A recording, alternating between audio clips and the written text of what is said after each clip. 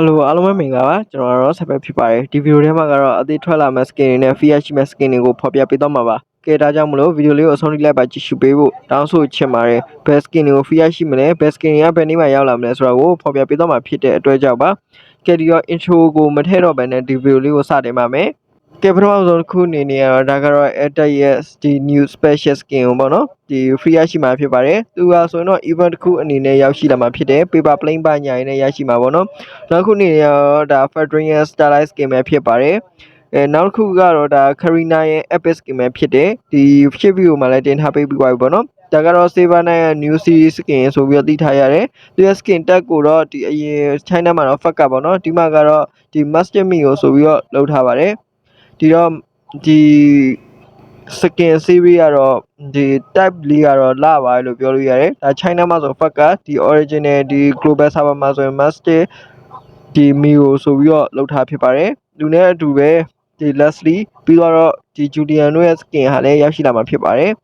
နောက်ခုအနေနဲ့ကတော့ဒါကတော့ဒီ Phobia ရဲ့ဒါ Starlight skin ရုပ်ထုပုံစံပဲဖြစ်ပါတယ်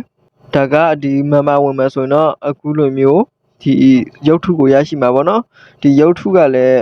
ဒီ Starlight မှာဝင်တဲ့သူတိုင်းရရှိတာဆိုတော့တိတ်တော့မဆိုးဘူးလို့ပြောလို့ရတယ်ဒီဒါကတော့ဒါ Phobia ရဲ့ရုပ်ထုအသေးနောက်ခုအနေနဲ့ဒါကတော့ Character ရဲ့ဒါ Starlight skin ရုပ်ထုပုံစံဖြစ်တယ်ဒါ Character ကလည်းဒီနေ့တည်းမှာပဲထွက်လာမယ်လို့သိထားရတယ်ပေါ့နော်သူတို့ဆိုရင်ရုပ်ထုတွေပါအောင်ထွက်ပြီးသွားပြီဆိုတော့ကဒီနေ့တည်းမှာထွက်ဖို့ကတော့တိတ်တော့မကြာတော့ဘူးလို့ပြောလို့ရပါတယ်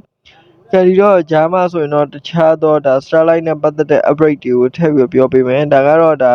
အနောက်က tree effect ပေါ့နော်ဒါဖင်မမီးဆွဲတဲ့ effect လို့ပြောလို့ရတယ်ဒါ character ရဲ့ tree effect အကုန်လုံးကတော့ဒီ tree effect တွေကတော့ခက်ဆင်ဆင်နေပဲပေါ့နော် Starlight မှာဝင်တဲ့အတိုင်းအကုန်လုံး tree effect ဖြစ်တယ်ဒီဒါကတော့ဒီ Phobia ရဲ့ဒီ tree effect ကတော့တော်တော်လေးမှမိုက်တယ်လို့ပြောလို့ရတယ်အခု Phobia ကမှ new skin ထုတ်ပြီးတဲ့အခါမှာလုံးဝ share ထုတ်ပေးလိုက်တာကိုတွေ့ရမှာပဲဖြစ်ပါတယ်ခဲဒီတော့ skin တွေအကုန်လုံးရဲ့ဒါ hero တွေအကုန်လုံးနီးပါးရဲ့ tree effect တွေပေါ့နော်ခဲဒီတော့ဒါတွေတော်တော်များများကတော့ဒါ tree effect စုမဲ့သူတွေအနေနဲ့တော့စုလို့ရတယ်ဒီ tree effect ကလည်း point တိုးတယ်ပေါ့နော်ဒါကတော့ Phobia ရဲ့ဒါဒီ Starlight skin ပေါ့နော် Starlight skin ကဇူလိုင်လမှာထွက်ရှိလာမှာဖြစ်တယ်ဒါဇူလိုင်လ1ရက်နေ့မှာရောက်ရှိလာမယ် Phobia ရဲ့ skin ပဲဖြစ်တယ်ဒါထွက်လာတဲ့နောက်ပိုင်းမှာတော့ဒါလုံးဝ share အလွင့်ကြီးလို့ပြောလို့ရပါတယ်ပုံစံကတော့လုံးဝ share ပဲဒီ Phobia က skin မထွက်တာလဲနှစ်တွေတော်တော်ကြာနေခဲ့ပြီဒါပေမဲ့အခုအသစ်ထွက်လာလိုက်တဲ့နောက်ပိုင်းမှာတော့လုံးဝ share ကြီးကိုထုတ်ပေးလိုက်တာပဲဖြစ်ပါတယ်ဒီမှာဆိုရင်တော့ဒီဆေးရောင်ချန် base skin နဲ့ဒီတာမန် skin ပေါ့နော်နှစ်ခုရှိရယ် base skin ကလည်းတော်တော်လေးကိုလာတယ်ဒီတာမန် skin ကလည်းမိုက်တယ်လို့ပြောလို့ရတယ်ပေါ့နော်နည်းနည်းအယောင်လေးကွဲသွားဆိုပေမဲ့လည်းလုံးဝ design ပညာ effect တွေကတော့လုံးဝ share ကြီးပါပဲဒီတော့သူ့ရဲ့ effect တွေကတော့ဒီ video ထဲမှာထည့်ပြီးတော့မပြောတော့ဘူးပေါ့နော်ဒီတော့ Phobia player အနေနဲ့ကတော့သဘောကျလိမ့်မယ်လို့ထင်တယ်ဒီ diamond 100နဲ့ဒီ starlight မှာဝင်ဝယ်လို့ရမယ့် skin ကတော့အစိမ်းရောင်လေးဖြစ်တယ်ပုံစံကတော့လည်းအထူးတူပါပဲဒါပေမဲ့တော်တော်မိုက်သွားတယ်လို့ပြောလို့ရတယ်အယောင်ကတော့နည်းနည်းလေးကွဲတယ်ဆိုပေမဲ့လည်းလုံးဝ share ကြီးဖြစ်ပါတယ်ဒါကြောင့်မို့လို့ Phobia ဒီတကယ်လို့ Phobia player ပဲဖြစ်ဖြစ် Roman sort ESP ပဲ sort လုံးဝ share တွေပဲဖြစ်ပါတယ်နောက်ခုနေရထား character ရဲ့ဒါ special Starlight skin ပဲဖြစ်တယ်သူ့တော့ August 1ရက်နေ့မှာတွေ့ရမှာပဲဖြစ်တယ်သူရဲ့ skin ပုံစံကလည်းလုံးဝချစ်စရာလေးကိုကောင်းတယ်ပေါ့နော်ဒါကြောင့်မလို့ဒီ character player တွေကတော့သဘောကျလိမ့်မယ်လို့ထင်ပါတယ်ဒါကြောင့်သူ့ကိုလည်းဆက်ပြီးပြောရမယ်ဆိုတော့သူ့မှာလည်း base skin နေရှိတာပေါ့နော်ဒါ special ဒီ ဒီ Starlight skin ထွက်တိုင်းဒါ base skin ကတော့ပါနေကြပေါ့နော်ဒီ base skin ကတော့ဒါလက်ရှိမှာတော့ဒါရွှေရောင်လေးလိမ္မော်ရောင်လေးပုံစံလေးကိုထွက်ထားပါတော့ဒါပေမဲ့ဒီ skin ကလည်းနည်းနည်းလေးကိုတန့်သွားတယ်လို့ပြောလို့ရတယ်ဒီရှေ့ရ skin ကတော့ဒီ normal Starlight ကတော့လာတယ်ဒီလက်ရှိ base Starlight ကလည်းတန့်သွားတယ်ပုံဒီ diamond 100နဲ့ဝင်ရမယ် Starlight ကြတော့လည်းချစ်စရာကောင်းသွားတယ်ပေါ့နော်နည်းနည်းလေးတော့အခေါ်အဝေါ်လေးတော့ပြောင်းသွားတယ်ပေါ့နော်ဘာဖြစ်လဲဆိုတော့ချစ်စရာကောင်းတာရဲ့တန့်သွားတာရဲ့ဒီလာတာရဲ့ပေါ့နော်တိတ်တော့လည်းအတူတူပဲဆိုပေမဲ့ဒီလူကဒီလူပဲဆိုပေမဲ့လည်းနည်းနည်းအပြင်အစင်ပိုင်းမှာကွာွားတဲ့ခါကျတော့ဒီဘယ်လိုပြောရမလဲချစ်ဖို့ကောင်းသွားတယ်လို့ပြောလို့ရပါတယ်ပြီးတော့နောက်တစ်ခုအနေနဲ့ဒါ John Head ရဲ့All-Star မှာ Battle Pass နဲ့ဝယ်ရမယ့် skin ဖြစ်တယ်ဒီကောင်တော့ဇူလိုင်လထဲမှာပဲရောက်ရှိလာမှာဖြစ်တယ်ဒါပေမဲ့တော့ဘယ်နေ့မှရောက်လာမလဲကျွန်တော်လည်းသိချင်တော့မသိဘူးဒီ Battle Pass တွေကိုတော့ကျွန်တော်စီမှာလည်းလာဝယ်လို့ရတယ်ပေါ့နော် battle pass က diamond နဲ့ဝယ်ရတာထက်ဆိုင်ဒီ skin kit အနေနဲ့ဒီလိုမျိုး kit အနေနဲ့ပေါ့နော် in-game fresh ရဲ့ပြည်လို့ kit အနေနဲ့ဝယ်တာကပို့ပြီးတော့ကိုယ့်အတွက်တန်တယ်လို့ပြောလို့ရတယ်ဒါပေမဲ့ဒီ weekly pass နဲ့ဝယ်ပြီးစုထားတဲ့လူတွေအတွက်ကတော့ဒီတိုင်းပဲစုပြီးဝယ်လိုက်ပါပေါ့နော်ဒါကတော့သူ့မှာလည်း base skin နဲ့ဒီရိုးရိုး skin ဆိုပြီးတော့နှစ်ခုရှိတာပဲပေါ့နော်ဒါအရှိမဆိုအဝါရောင်ဒီမှာဆိုရင်တော့ပန်းရောင်ကလည်းမိုက်တယ်အဝါရောင်ကလည်းမိုက်တယ်ဒါပေမဲ့တကယ်ဒီဝင် fight မယ်ပါညာဆိုတော့အဝါရောင်ကတော့ပို့ပြီးတော့မိုက်တယ်လို့ပါပဲပန်းရောင်ကြီးကတော့နည်းနည်းတမျိုးကြီးပေါ့နော်ဒီကြည့်ရသိပ်ပြီးတော့မကောင်းလို့ပြောလို့ရတယ်ဒါပန်းရောင်လားအနီရောင်လားတော့ကျွန်တော်လည်းသိပ်ပြောသေးချာမပြောတတ်ဘူးအနီရောင်ဖြစ်ဖို့တော့မရရပေါ့နော်ကဲဒီတော့နောက်တစ်ခုအနေနဲ့ပြောရမယ်ဆိုရင်တော့ fear ရှိအောင်မဲ့ skin မှာဒါကတော့ fear ရှိအောင်မဲ့ skin လို့ပြောလိုက်ရင်တော့အားလုံးပြင်းမြင်ကြတယ်ဒါ all star မှာ fear ရှိမဲ့ Boban နဲ့ Cooper တို့ရဲ့ဒီ skin ပဲဖြစ်တယ်သူ့ရဲ့ skin နာမည်က Proto Hunter လို့နာမည်ရပြီးတော့မှသူ့ကိုတော့ဇွန်လ29ရက်နေ့မှာဒီကျွန်တော်တို့ရဲ့ global server ကိုရောက်ရှိလာမှာဖြစ်ပါတယ်သူရဲ့ skin design ပုံစံကတော့ဒါ dinosaur နဲ့ဒီ Boban Cooper လေးပေါ့နော်ဒါ Cooper ပဲခေါ် Popper လေးပေါ့နော် Popper လေးပါပူပေါ်လေးပဲခေါ်မလားပူပဲခေါ်မလားခေါ်ချင်းတယ်လို့ခေါ်လို့ရတယ်ကျွန်တော်တော့မသိဘူးပူပဲခေါ်တယ်ဒီတော့ဒီ skin ကလည်းသူ့မှာလည်း base skin နဲ့ဒီ thermal skin ရရှိရယ်သူကတော့ game လေးတွေဆော့ရမှာပေါ့နော် mini game လေးတွေဆော့ပြီးတော့မှဒီ skin ကိုရယူနိုင်မှာဖြစ်တယ်point မီပိုင်းဒီ skin ကိုရယူနိုင်မှာဖြစ်တဲ့အတွက်ကြောင့်ပေါ့လို့ဒီ skin ကလည်းလုံးဝ share ကြီးလို့ပြောလို့ရ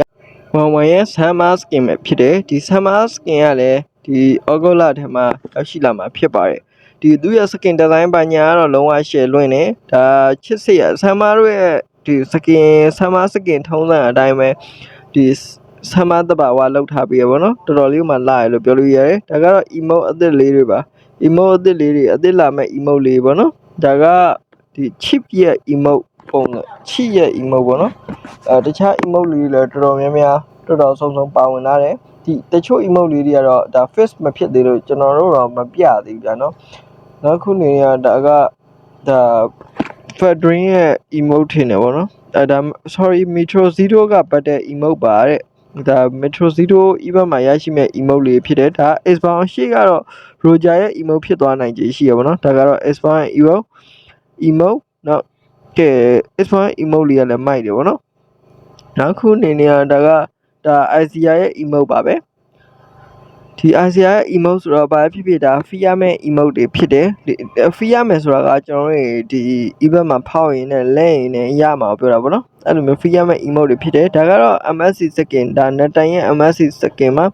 are you kidding ဆိုပြီးတော့ဒါမင်းကောက်စနေရလားဆိုပြီးတော့အထိပ္ပယ်နေဗောနော်နောက်ခုအနေနဲ့ကတော့ဒါကတော့ Joy ရဲ့ဒီ battle pass ဝင်ရမဲ့ emote လေးဖြစ်တယ်သူကတော့ထုံးစံအတိုင်းပဲ skin အရောင်တိုင်းပဲအဝါရောင်လေးနဲ့အပြာရောင်လေးကိုမှရွေးထုတ်ထားပေးတာဖြစ်တယ်တော်တော်လေးလည်းမိုက်ပါတယ်နောက်ခုအနေနဲ့ကလည်းဒါကတော့ဒါ All Star event မှာရရှိမဲ့ Boban Cooper ရဲ့ emote လေးဖြစ်တယ်ဒါကတော့ fear ရှိမှာပါသူ့လည်း test တွေလုပ်ပြီးတော့မှရရှိမှာဖြစ်ပါတယ်ဂိမ်းလေးပါရေးဆော့ရမှာပေါ့နော်နောက်ခုအနေနဲ့ကတော့ဒါကတော့ဒါ TikTok web event ကနေရမယ့် emote ပါဒါတကယ်လို့ offsite event လာတဲ့အခါကျရင် TikTok website event ကလည်းရောက်လာလိမ့်မယ်ပေါ့နော် TikTok web event ပေါ့နော်ဥပမာဖြစ်အခုရောက်နေတဲ့ MCT ပါညာပုံစံမျိုးပါပဲဒါက new hero ဟုတ်တယ် new hero Z Chan ရဲ့ဒီ emote အသစ်လေးပဲဖြစ်ပါတယ်သူကဆိုရင်လည်းလာမဲ့ season အသစ်မှာရောက်ရှိလာမှာဖြစ်ပြီးတော့ဒီ test တွေလုပ်ပြီးတော့မှ emote ရယူနိုင်မယ်နောက်ခုအနေနဲ့ဒါဘာ emote လဲတော့ကျွန်တော်လည်းမပြောတတ်တော့ဒီ event ကကျွန်တော်လည်းမသိဘူးဒါပေမဲ့ကျွန်တော်ထင်တာကတော့ Australia မှာပါဝင်လာမဲ့ web event ကရမယ့် emote လို့ပဲထင်ပါတယ်နောက်ခုအနေနဲ့ကတော့ဒါ Vietnam ကနေရရှိမဲ့ emote ပေါ့နော်ဒါ Vietnam server မှာပဲရောက်လာမဲ့ emote တွေဖြစ်တယ် global server မှာပဲရောက်မှာဒါပေမဲ့ဘယ်လိုပြောမလဲ Vietnam နိုင်ငံအတွက်ပဲရောက်ရှိမဲ့ emote တွေဖြစ်တယ်ပေါ့နော်